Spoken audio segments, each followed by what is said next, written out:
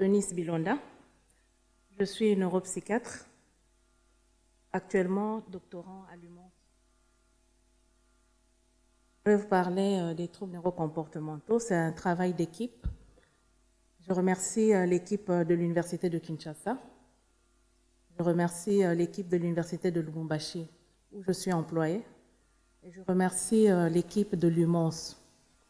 Je tiens à remercier l'organisation de l'EPICLIN pour avoir retenu cette présentation à l'oral.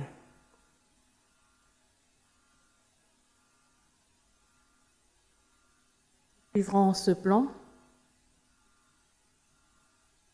La province du Haut-Katanga est située dans le sud-est de la République démocratique du Congo. Elle est l'une des 26 provinces actuellement, après le découpage du Grand Katanga et de la République en général. Et c'est une province qui est limitrophe à 3 provinces de la République démocratique du Congo et limitrophe à 4 provinces de la République zambienne. Elle fait partie de l'arc cuprifère du Koppelberg africain. Sur fond pédogéochimie, cet arc est situé en profondeur en République zambienne et en superficie en province du Haut-Katanga. C'est ce qui explique qu'en Zambie, par exemple, qu'on a plus des mines souterraines et que l'exploitation en République démocratique du Congo, dans la province du Haut-Katanga, elle se fait en superficie et à ciel ouvert, ce qui explique l'exposition de la population d'une manière générale. L'enfant n'est pas exempté de cette exposition.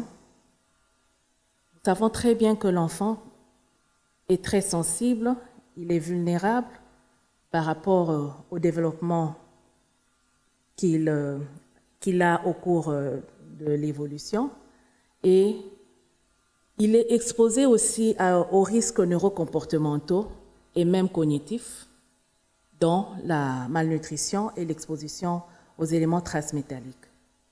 On retient que ces risques sont encore peu documentés.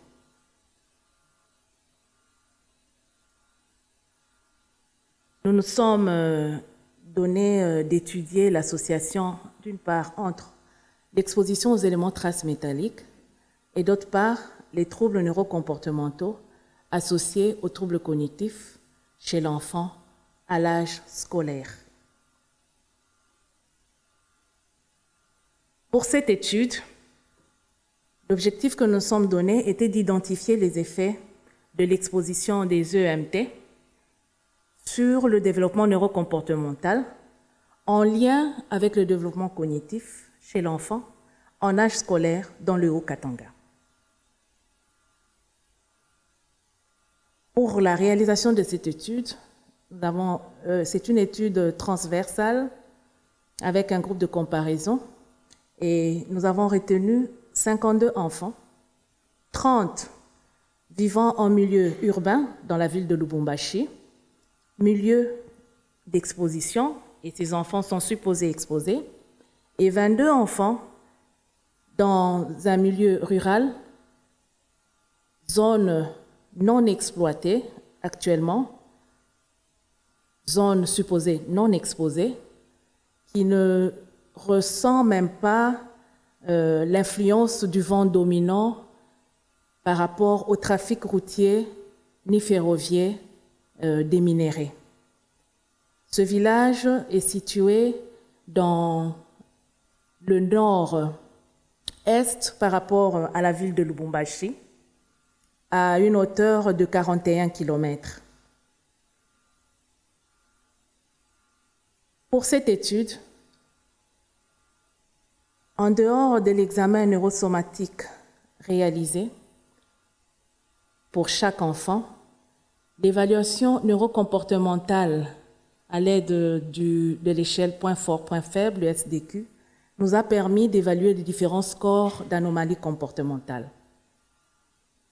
L'évaluation cognitive a été réalisée grâce à l'outil neuropsychologique, la NEPSI-2, qui est à son premier essai en République démocratique du Congo pour l'évaluation des différents scores d'anomalies cognitives. Le dosage sanguin et urinaire ont été réalisés au laboratoire de toxicologie industrielle et de pharmacologie appliquée de l'Université catholique de Louvain grâce à l'appui de l'ARES. Et l'analyse a été faite par la méthode ICP-MS.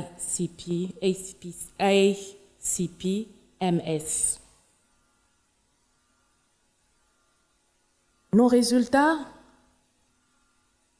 en milieu rural, qu'est-ce que nous avons remarqué? Les indices nutritionnels dégradés, qu'il s'agisse de l'indice de croissance ou de réserve, ils dégradaient chez les enfants en milieu rural avec un P de 0,02. L'évaluation des troubles neurocomportementaux, qu'il s'agisse de troubles émotionnels, des troubles comportementaux, des troubles d'hyperactivité, du comportement prosocial, de troubles relationnels, du score d'impact et du total des difficultés, il ressort que les enfants vivant en milieu rural avaient un total de difficultés de 72,7% versus 36,7% pour les enfants vivant à Lubumbashi, une zone urbaine supposée exposée. Et le P était de 0,01.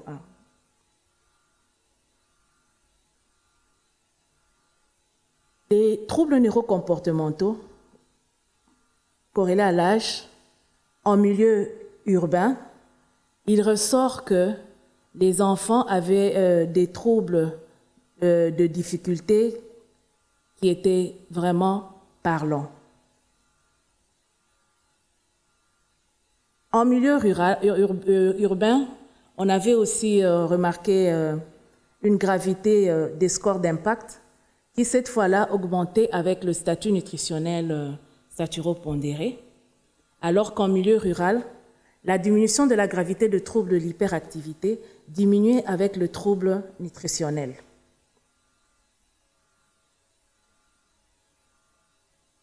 La reconnaissance faciale des affects ainsi que le Z-score poids-âge étaient les déterminants indépendants du total de difficultés comme troubles neurocomportementaux et une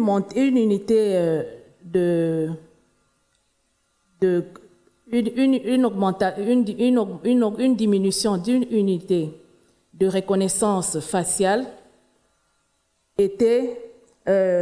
conduisait à une diminution de 89% du total de difficultés, alors que pour l'indice de croissance, c'était une augmentation d'une unité conduisait à une difficulté de 110%, ce qui explique que l'on avait un R ajusté à plus ou moins à 28%. Dans le sang, le taux de cobalt, de cadmium et de mercure, dosé en microgrammes par décilitre, était significatif. Mais lors de la corrélation entre les scores de troubles neurocomportementaux et le taux sanguin en EMT chez les enfants exposés, nous avons remarqué qu'il corrélait avec le cobalt, le cadmium, le plomb et même le mercure.